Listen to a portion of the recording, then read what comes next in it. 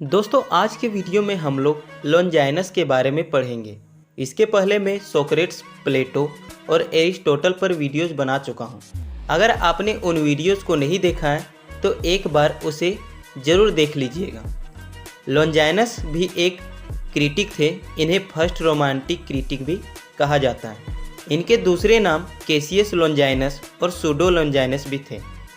इनका birth Athens के एमेसा place में 213 एडी में हुआ था और 60 इयर्स के एज में इनकी डेथ 273 एडी में हुई थी। दोस्तों जिस प्रकार द रिपब्लिक को प्लेटो का बेस्ट क्रिटिकल वर्क माना जाता है, उसी तरह से ऑन द सबलाइम को लॉन्जाइनस का बेस्ट क्रिटिकल वर्क माना जाता है।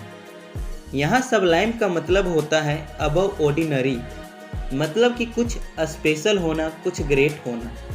यहाँ वे सबलिमिटी के 5 सोर्सेस को डिस्कस करते हैं, जिनमें से हैं grandeur of thought, a strong emotion, the use of figures और thoughts, noble diction, dignified word arrangement. अब इन्हें हम एक एक करके समझने का प्रयास करेंगे।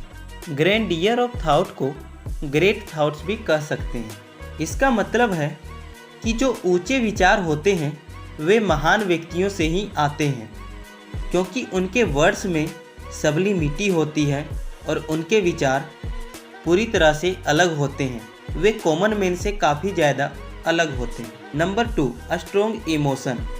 किसी भी जीनियस व्यक्ति में स्ट्रॉन्ग इमोशन गॉड के द्वारा दिया गया एक गिफ्ट होता है, जो कि इनबॉर्न होता है, और ग्रैंडियर थॉट बिना स्ट्रॉन्ग इमोशन के नहीं हो सकता है।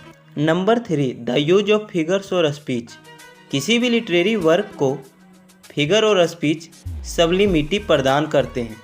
अगर फिगर और स्पीच का राइट प्लेस में यूज किया जाए तो सबलिमिटी एक नेक्स्ट लेवल पर चली जाती है, जिससे वह लिटरेरी वर्क काफ़ी ज़्यादा फेमस भी हो जाता है। Number 4, noble Dickson.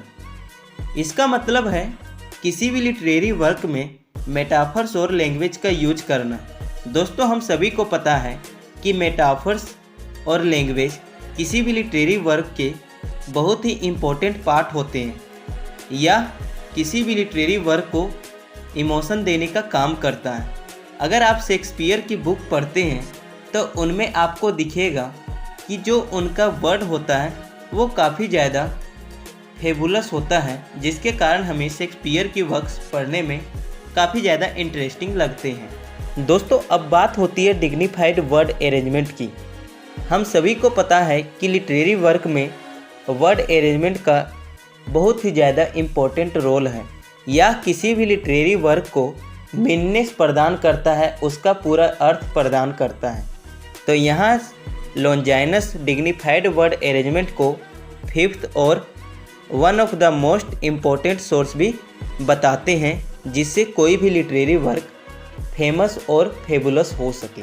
दोस्तों ऑन द सबलाइम वर्क में लॉन्जाइनस सबलिमिटी के 5 सोर्सेज को 2 पार्ट्स में डिवाइड करते हैं, जिसमें वे नेचुरल गिफ्ट के रूप में ग्रैंडियर ऑफ थॉट और स्ट्रॉन्ग इमोशंस को रखते हैं।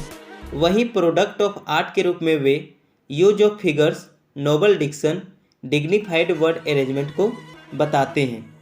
यहाँ लॉन्जाइनस यह भी बताते हैं कि कुछ राइटर्स लोगों को अट्रैक्ट करने के लिए फॉल्स सबलाइम का भी यूज करते हैं। ऐसा करने के लिए वे use of bombastic words, childishness, style defect और लैक ऑफ पैशन का भी यूज करते हैं। लॉन्जाइनस से रिलेटेड कुछ इम्पोर्टेंट कीवर्ड्स। लॉन्जाइनस को first romantic critic Scott James ने बोला था। लॉन्जाइनस प्लेटो से इंस्पायर्ड थे। लिटरेरी क्रिटिसिज्म में 2 सबसे ज़्यादा इम्पोर्टेंट बुक्स है, जिसमें एरिस्टोटल की पोएटिक्स के बाद दूसरे नंबर पर लॉन्जाइनस का ऑन द सबलाइम आता है।